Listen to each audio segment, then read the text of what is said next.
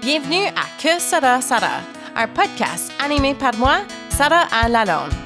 Joignez-vous à moi et prêtez vos oreilles aux conversations inspirantes où je découvre les passions et les projets de pédagogues sur le terrain. Écoutez à nos conversations, permettez-vous d'être inspiré et laissez libre cours à votre imagination. Vous écoutez à épisode 88, les voix de la self.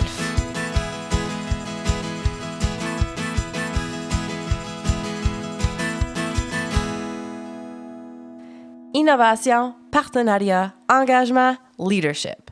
Des concepts fondamentaux pour l'enseignant d'aujourd'hui et de demain. Ce sont non seulement des mots-clics pour un congrès pan-canadien, mais des notions que nous tentons de vivre dans notre quotidien. Ces 4 thématiques ont été définies et discutées par les participants de mon atelier 1, 2, 3, balado diffusé, où j'explore les possibilités d'intégrer la balado-diffusion dans votre vie. C'était ce que les pédagogues franco-canadiens ont vécu le 4 octobre dernier au Congrès de la Self à Ottawa. Un gros merci aux participants d'avoir pris le risque de se lancer dans l'enregistrement avec moi et leurs nouveaux amis. Vos idées et votre ouverture d'esprit ont fait en sorte que l'épisode 88, Les voix de la Self, fut un succès. Thématique numéro 1. Innovation. Le document de réflexion « Définir les compétences du 21e siècle pour l'Ontario », produit par le ministère de l'Éducation, définit l'innovation comme étant des solutions à des problèmes complexes, l'amélioration d'un concept, d'une idée ou d'un produit, prendre des risques en réfléchissant et en créant, faire des découvertes dans le cadre de processus d'enquête, poursuivre de nouvelles idées pour répondre à un besoin d'une communauté et faire preuve de leadership et de motivation en ayant un esprit d'entreprise éthique. Comment vivons-nous l'innovation en pédagogie? Allons découvrir. Angèle Ruder, je suis directrice des services pédagogiques au Conseil scolaire Viamonde dans le sud-ouest de l'Ontario. Pour moi, l'innovation, c'est d'aller au-delà de la base des fondements solides en éducation, puis de prendre ces pratiques-là qu'on connaît et de les amener vraiment au-delà pour rejoindre les besoins des élèves, pour pouvoir vraiment développer le potentiel plus élevé des élèves du futur, les élèves de 2030 qui vont graduer ayant besoin de compétences pour des emplois qui n'existent pas encore. Alors, c'est vraiment l'innovation, c'est de prendre le risque et d'aller au-delà de ce qui est confortable en éducation. Aïda Camar, commission scolaire Marguerite Bourgeois, Montréal. Pour moi, l'innovation, c'est cette capacité d'un éducateur de sortir de son univers pour aller réellement dans l'univers des jeunes qui ne lui ressemble pas. Oser faire les choses autrement, oser comprendre qu'ils ne font pas partie de notre univers et par conséquent changer peut-être de méthode, garder le cap certainement, mais voir eux, pour arriver à ce cap, quels sont leurs moyens. Innover, c'est certainement être capable de se mettre à leur place. Annie Trudel, conseillère d'orientation à l'École Sieur de Coulonges, dans le Pontiac au Québec. Donc, moi, l'innovation, c'est important parce que je veux sortir des sentiers battus. On voit l'orientation comme étant, les orienteurs comme étant des passeurs de tests. Alors, je veux trouver des nouvelles façons de faire pour faire comprendre un peu mieux aux élèves où ils s'en vont et les aider à réfléchir. Alors, bonjour, Lucie Rousseau, montréalaise, mais pontissoise d'adoption depuis maintenant 25 ans, enseignante de mathématiques. L'innovation, c'est certainement être capable de sortir de sa zone de confort, de sortir de sa boîte, être capable d'amener les élèves à travailler autrement, mais pour ça, il faut être capable, nous aussi, d'adapter nos méthodes et de faire autrement, toujours bien sûr, pour répondre aux besoins de nos élèves. Caroline Marion, enseignante de français langue maternelle à l'école secondaire Sieur de Coulonges dans le Pontiac. Pour moi, innover, c'est important en salle de classe afin de faire vivre des expériences d'apprentissage originales et motivantes à mes élèves. Donc, sortir de la boîte, oser et surtout sortir de notre zone de confort. Dominique Haché, directeur adjoint aux ressources éducatives, commission scolaire Marguerite Bourgeois. Nous, dans notre plan d'engagement vers la réussite, on doit amener les élèves à développer les compétences du 21e siècle. Donc, mon rôle, c'est d'accompagner les enseignants dans le développement de ces compétences-là. Fait que c'est pour ça que l'innovation, pour moi, est importante dans mon travail en ce moment. Bonjour, Serge Moreau, agent d'animation culturelle, École secondaire Marc Garneau, Trenton, Ontario. Pour moi, l'innovation, c'est bien simple, c'est deux choses. On dit souvent qu'il faut éviter de craindre le changement. Il faut aussi non seulement penser en dehors de la boîte, mais penser quand il n'y a pas de boîte du tout. Sandra Hayes, commissaire scolaire ou conseillère scolaire pour ceux qui ne savent pas c'est quoi un commissaire scolaire autre qu'au Québec. Alors, je suis ici au nom de mon conseil des commissaires et pour moi, l'innovation, c'est vraiment faire les choses autrement. C'est simple comme ça. Bonjour, Sylvie Trudel, animatrice culturelle à l'École secondaire catholique Jeanne Lajoie de Pembroke. Pour moi, l'innovation, c'est de réaliser l'évolution de la langue et des éléments culturels parce qu'une culture qui n'évolue pas et qui ne s'innove pas meurt. Donc, pour moi, vraiment, l'innovation, c'est la vie culturelle. Thématique numéro 2. Partenariat. Selon le rapport final d'une recherche portant sur la construction identitaire et communication orale par Phyllis Daly, le ministère de l'Éducation souhaite encourager les partenariats entre les écoles, les parents, les différents groupes de la communauté, y compris le monde des affaires, du commerce et de l'industrie.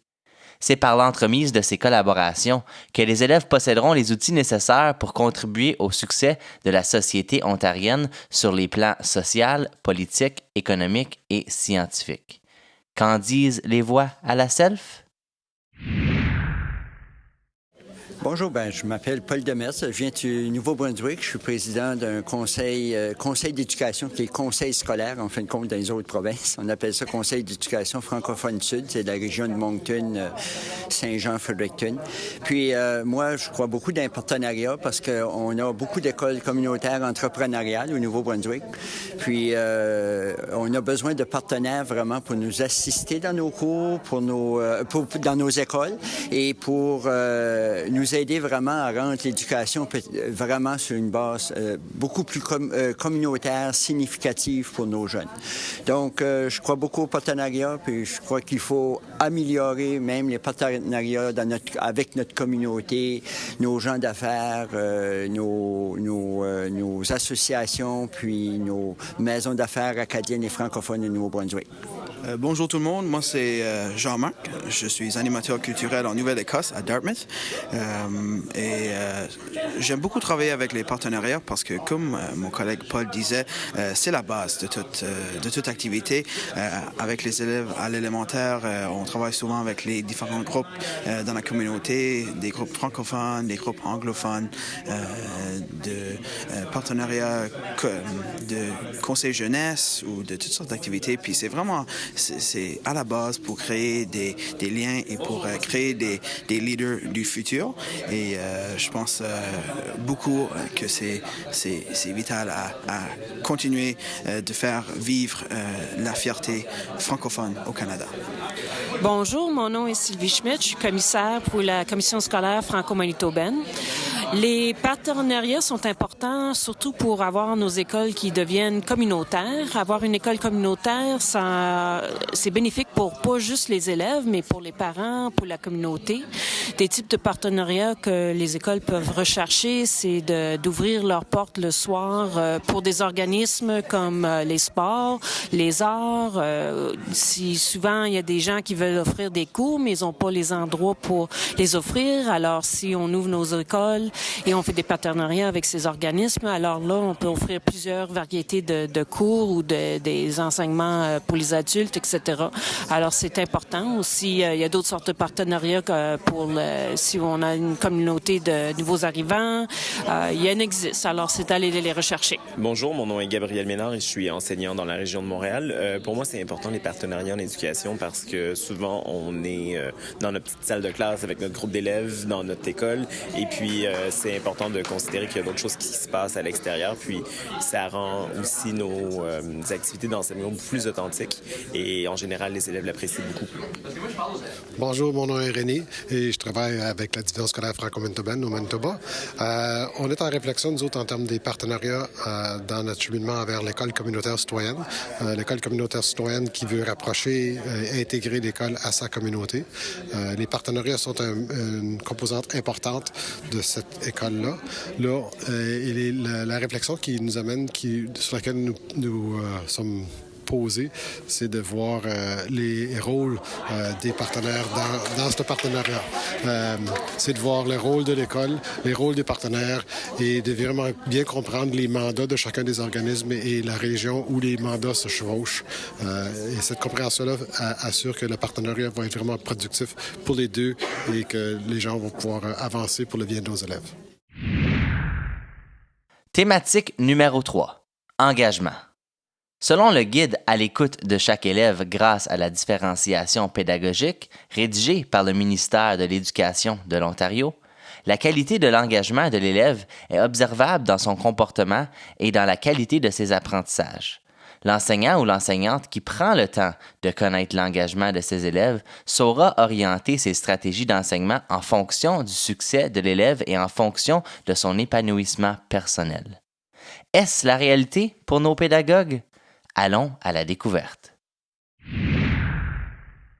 Bonjour, c'est Félix Saint-Denis, je suis de l'Est ontarien. Pour moi, l'engagement, c'est de donner la chance aux élèves de faire des choses qui sont significatives puis utiles. Je m'appelle Rita Bourgeois, je viens du Manitoba, je suis coordonnatrice. L'engagement, c'est de présenter aux jeunes des situations authentiques où leur apprentissage les appartient. Je m'appelle Julie Choquet-Scott, je viens de Halifax. L'engagement pour moi, c'est de permettre aux enfants de découvrir leur langue francophone, leur langue française, peu importe l'accent, peu importe la région d'où ils viennent, surtout au niveau des Acadiens, leur grande histoire des Acadiens, puis de la vivre au jour le jour. Bonjour tout le monde, je m'appelle Patrick Lachance, je suis peintre en droit d'origine edmontonien d'adoption. Pour moi, l'engagement, c'est de m'assurer de soutenir les communautés puis les business francophones dans mon entourage, puis m'assurer de les publiciser pour que tout le monde s'en serve tout le temps. Claudine Laporte, je suis de l'Ontario, d'Ottawa. Pour moi, l'engagement, c'est de prendre sa place comme citoyen actif. Bonjour, je m'appelle Éric Galarno, je suis agent d'animation culturelle scolaire à Kingston, en Ontario. Pour moi, l'engagement, c'est bien simple, c'est de m'impliquer dans les organisations communautaires de la ville de Kingston qui offrent des services en français pour le bien de mes élèves. Bon, Stéphane Lajoie, donc agent d'animation culturelle à Hawkesbury. En tant que des grands oubliés de la francophonie, juste sur le bord de la frontière, on oublie qu'on parle français. Mon engagement, c'est vraiment que nos jeunes puissent faire des activités en français, qui n'oublient pas leur langue et qui, à la fin, réussissent à l'utiliser, disons, dans la vie quotidienne. Moi, c'est Miguel Martin. Je suis animateur culturel à l'Académie de la Seigneurie à Castleman. Pour moi, l'engagement, c'est d'embarquer les élèves dans des projets qui leur parlent, qui les intéressent, mais aussi des projets qui va les engager à amener le projet jusqu'à la fin, de ne pas abandonner à mi-parcours, d'avoir un projet fini, complet. Bonjour, la SELF. Mon nom, c'est Éric Saint-Jean. Je suis agent d'animation culturelle à l'École secondaire publique L'Héritage à Cornwall. Et pour moi, l'engagement, c'est de faire le pont entre l'intérêt des élèves et la réalisation des activités que je peux leur offrir dans l'école. Bonjour, moi, c'est Jasmine Dessert de la Colombie-Britannique. Et pour moi, l'engagement, c'est en fait de m'engager et d'engager les élèves de tout horizon à vivre des réussites en français. Bonjour, je suis Amita Kanpur. Je suis une enseignante de France Immersion. Et pour moi, l'engagement, c'est de trouver une façon de piquer la curiosité chez mes élèves afin de fournir des projets qui incitent un peu de créativité à français pour le français oral. Bonjour, moi c'est Isabelle Raymond, je suis du Manitoba, je suis agente culturelle et pour moi l'engagement c'est d'impliquer, de motiver, de passionner les élèves à une grande diversité de sujets pour les outiller pour leur vie de tous les jours. Thématique numéro 4. Leadership. Selon le document Enseignement et apprentissage au 21e siècle du ministère de l'Éducation de l'Ontario, le leadership au 21e siècle fait progresser les connaissances des compétences en leadership et des stratégies du 21e siècle qui sont nécessaires à l'élaboration, au maintien et au renforcement des capacités adaptées aux nouvelles pratiques pédagogiques. Promouvoir une culture de collaboration et de communication au sein de tout l'organisme, mener le changement afin d'obtenir une organisation d'apprentissage auto-créatrice pour tous. Voici ce que les participants ont à dire. Je m'appelle Geneviève, je suis enseignante en 5e-6e année à l'école Alain Saint-Cyr de Yellowknife. Et pour moi, le leadership, surtout après les présentations inspirantes qu'on a eues depuis le début du congrès, c'est vraiment quelque chose que je veux partager avec mes élèves puis les amener à devenir des leaders, des exemples dans notre communauté francophone. Donc, pour moi, c'est ça. Oui, allô, mon nom, c'est Nathalie Lalonde. Je suis animatrice culturelle au Conseil scolaire public du Grand Nord de l'Ontario, à Sudbury, avec un grand territoire qui monte jusqu'à Long Lac Marathon, qui inclut Manitoba, Jiwawa. Et puis pour moi, le leadership, c'est vraiment quelqu'un qui passe à l'action et puis qui montre aux autres des bonnes façons de faire en agissant et non seulement en parlant. Bonjour, c'est Shelley Thériault. Je suis enseignante en Nouvelle-Écosse pour le CSAP et c'est mon premier congrès et je me suis bien amusée. Bonjour, je suis Jessica Périgny-Comtois, enseignante 4e, 5e année à l'école Émilie Tremblay à Whitehorse au Yukon. Je suis venue partager un projet de fondation. J'ai fondé le comité culturel à mon école afin d'amener les élèves de 5e et 6e année à devenir leaders et à s'impliquer dans les activités culturelles dans l'école, ce qui fut un très beau succès. Bonjour, moi je m'appelle Manon Savard, je suis directrice des services pédagogiques au Conseil scolaire Viamonde à Toronto. Alors, pour moi, le leadership, c'est quelqu'un qui a de l'influence. Alors, puis c'est fractal, c'est le conseil qui a de l'influence, l'école a de l'influence, les enseignants ont de l'influence, puis les élèves ont de l'influence. Puis pour ça, il faut s'éclater, penser autrement, puis être capable de faire différemment, puis toujours vouloir s'améliorer. C'est ça aussi, avoir du leadership. Bonjour, je me nomme Chantal Héroux et je suis conseillère pédagogique au Conseil scolaire catholique Franco-Nord à North Bay. Et pour moi, un leader, je crois, c'est une personne qui travaille en collaboration avec ses collègues et qui réussit à ressortir les forces chez les autres. Et c'est ça. Bonjour, moi, c'est Stéphanie Dionne. J'enseigne à l'école Rose des Vents à Greenwood en Nouvelle-Écosse. Pour moi, le leadership, c'est quelqu'un qui est capable de collaborer avec tous, autant les élèves avec les profs avec les élèves, la direction avec les profs. Alors, donc, tout le monde collabore. Bonjour, moi, c'est Ève Bourgault. Je suis enseignante au Nunavut, au primaire, 2e et 3e année. Pour moi, le leadership, en fait, c'est être capable d'identifier un élève qui va être capable de voir les forces chez les autres élèves et qui va les mettre, à l'avant-plan pour que la classe puisse bien réussir, mais en tant qu'une équipe. Que Sera Sara est fière d'être membre de la communauté Voicelle. Production, montage et musique réalisés par le talentueux Mathieu Leroux. Abonnez-vous sur les applications de podcasts telles Apple, Google, SoundCloud et nouvellement sur YouTube. À bientôt!